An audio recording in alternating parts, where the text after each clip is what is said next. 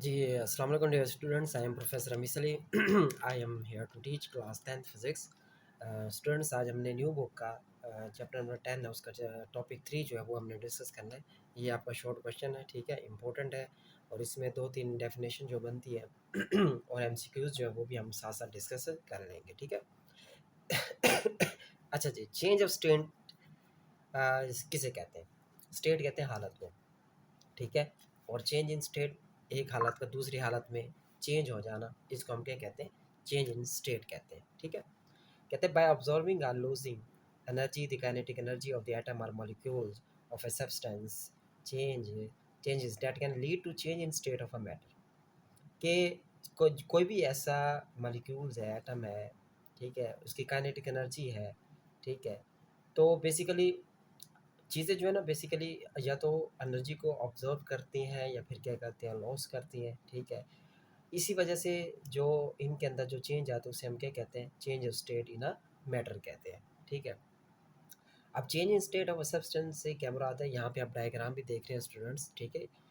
तो ये जो डायग्राम है, इसके लेफ्ट साइड पे जो मॉलिक्यूल्स आपको नज़र आ रहे हैं, ये सॉलिड स्टेट के अंदर है, मतलब कि मॉलिक्यूल्स एक दूसरे के साथ बिल्कुल जुड़े हुए हैं, ठीक है। एक पैटर्न आपको शो कर रहा है, तो पैटर्न शो करता है ये क्या है? एक सॉलिड बॉडी है।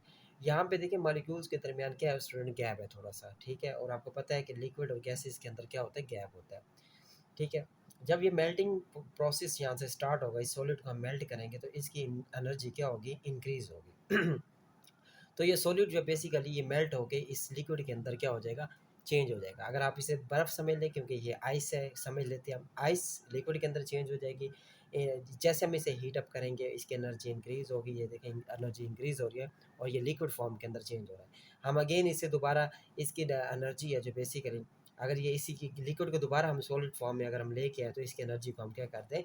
डिक्रीज़ करते हैं, ठीक है। हम इसे फ्रीज़ कर देंगे तो दोबारा ये क्या बन जाएगी? आइस बन जाएगी। यहाँ पे भी वही बातें लिखी हुई हैं स्टूडेंट्स, वो कहते हैं कि when a substance absorb energy the atom and molecules move more rapidly and hence need more space and separation. देखिए किसी भी सब्सटेंस जब कोई एनर्जी ऑब्जॉर्व करते हैं, उसके एटम और मॉलिक्यूल जो होते हैं वो तेज़ी के साथ मूव करते हैं, क्योंकि उसकी काइनेटिक एनर्जी क्या हो जाती है? बढ़ जाती है, ठीक है। और उनके मॉलिक्यूल्स के दरमियान स्पेस जो है वो सेपरेशन जो है वो बहुत ज़्यादा बढ़ जाती है। किन के दरमियान? एटम और मॉलिक्यूल्स के दरमियान। It may lead to turn a solid to gas. इसे हम क्या कहते हैं? कि सॉलिड किसके अंदर चेंज हो रहा है? लिक्विड के अंदर चेंज हो रहा है, and that is called melting. इसे हम क्या कहते हैं? मेल्टिंग कहते हैं। ये किसकी डेफिनेशन होगी? मेल्टिंग की डेफिनेशन होगी, ठीक है। एंड लिक्विड टू गैस, अगर लिक्विड दोबारा गैस के अंदर चेंज हो रहा है, इसे हम क्या कहते हैं? बॉइलिंग कहते हैं। क्या कहते हैं? क्योंकि हम देखिए यहाँ पे सॉलिड लिक्विड के अंदर चेंज हुआ, हम इस लिक्विड को गैस के अंदर जब चेंज करेंगे तो ज़ाहिर सी बात है फर्दर हम इसे हीट करेंगे गैस में चेंज करने के लिए, उसे हम क्या कहेंगे? बॉइलिंग कहेंगे, ठीक है। लेकिन ये जो है बेसिकली सॉलिड को जब हमने लिक्विड में चेंज किया, इसे हम क्या कहते हैं? मेल्टिंग कहते हैं, ठीक है। लिक्विड को गैस में करेंगे वो क्या होगा? बॉइलिंग होगा, ठीक है। अच्छा जी, by losing energy, the atom and molecule will slow down, and hence there is less space and separation between them. It may lead to turn a gas to liquid called condensation. अब students, अब उसकी जो basically molecule जो है will slow down and has less space, उसके दरमियान अगर less space आ जाती है, सेपरेशन आ जाती है, तो ये किसकी तरफ हमें इशारा दे रहा है कि गैस जो है बेसिकली किसके अंदर कन्वर्ट हो रहा है? लिक्विड के अंदर कन्वर्ट हो रहा है, और इसको हम क्या कहते हैं? इस प्रोसेस को क्या कहते हैं? कंडेंसेशन कहते हैं। अब स्टूडेंट यहाँ पे भी ये भी आपका एमसीक्यूज़ बन सकता है, ये भी इंपॉर्टेंट एमसीक्यूज़ है। बॉइलिंग का प्रोसेस कैसे होता है, ये भी आपका एमसीक्यूज़ है। अच्छा जी, उसके बाद यहाँ पे और क्या था? मेल्टिंग का है, ये भी आपका क्या है? एमसीक्यूज़ इंपॉर्टेंट है, ठीक है। ये एमसीक्यूज़ में आ सकते हैं, ठीक है। अच्छा जी, नेक्स्ट है एंड लिक्विड टू सॉलिड। अगर कोई ऑब्जेक्ट लिक्विड से सॉलिड के अंदर चेंज हो रहा है, लिक्विड से सॉलिड के अंदर, जैसे ये है लिक्विड दोबारा सॉलिड के अंदर चेंज हो रहा है, इस प्रोसेस को हम क्या कहते हैं? Solidification. This is known as solidification कहते हैं। क्या कहते हैं? सॉलिडिफिकेशन। तो ये भी आपका क्या हो गया स्टूडेंट? एमसीक्यूज बन सकता है, ठीक है।